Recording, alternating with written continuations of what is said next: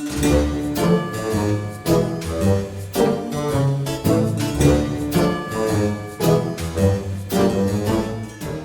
gang, welcome back to another video. Now if you followed my channel for any amount of time, you may have seen my earlier video about smoothing out your 3D prints using spot putty and acetone to make somewhat of a slurry. Well, I'm back again with another method that I think is a little bit better. Let me show you what I mean. I recently decided to add a Boba Fett helmet to my collection, but this 3D print needs to get smoothed out before I can paint it. So with my respirator and gloves on, I grabbed some UV reactive resin, which I'd normally use in my SLA resin printer, as well as a small brush and an ultraviolet light, and got down to painting the surface of the helmet with resin.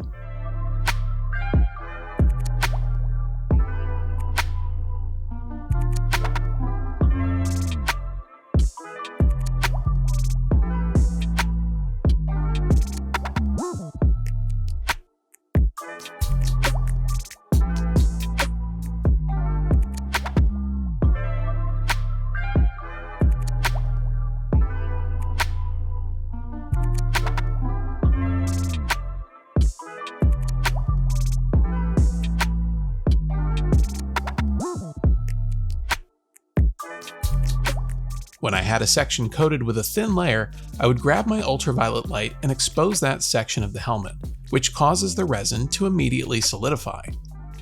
The reason this works so well is that the resin has a much lower viscosity than the spot putty slurry I used in the other video.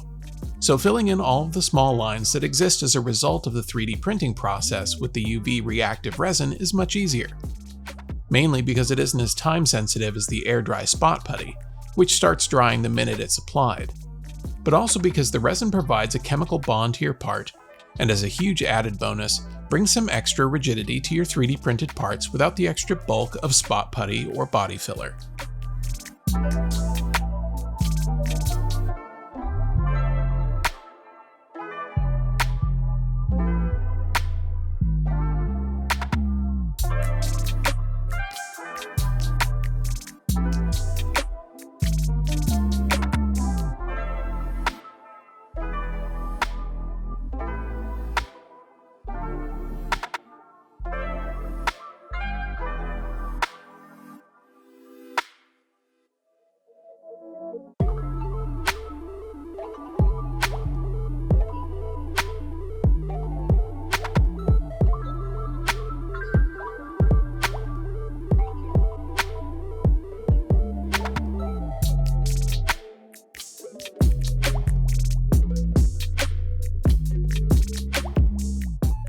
Once the entire helmet was coated and the resin had been exposed to the light, it was time to give the surface a wipe down with 90% isopropyl alcohol. This will remove any uncured resin from the surface of your part, and then we can move on to our first pass of sanding.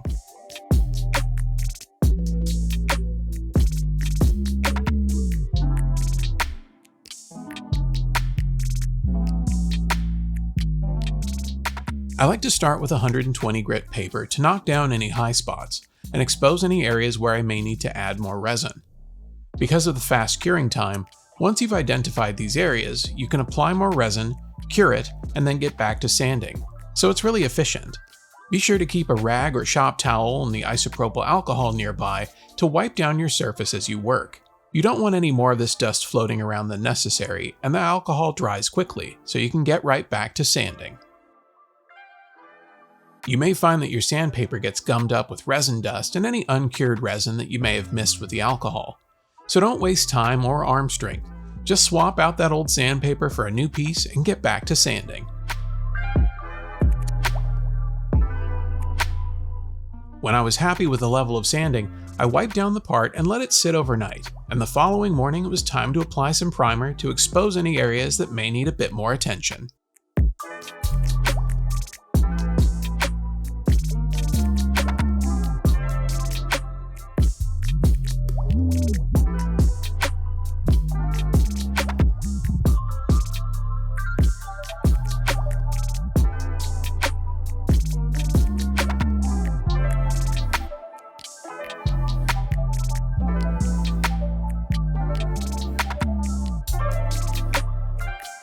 Generally speaking, this first pass is pretty good, but there's definitely some areas that I'll need to take care of. Thankfully, they just need a bit more sanding, so they'll be quick to tackle. Off camera, I wet sanded the helmet with 120 grit paper to knock down the banding and level out any low spots, followed by 320 grit paper to minimize any swirl marks.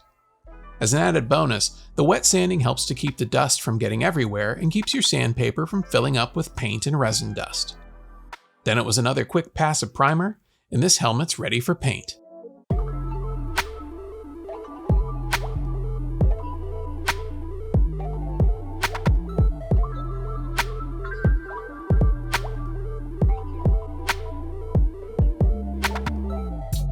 Now, it goes without saying that most products used in prop making require some level of personal protective equipment. So at a bare minimum, get yourself a respirator and some gloves, and that'll cover you when you're using everything from an airbrush and spray paints to UV reactive resins like this. Well, that's going to do it for this one. Be sure to like and subscribe if you haven't already, but most importantly, go make something.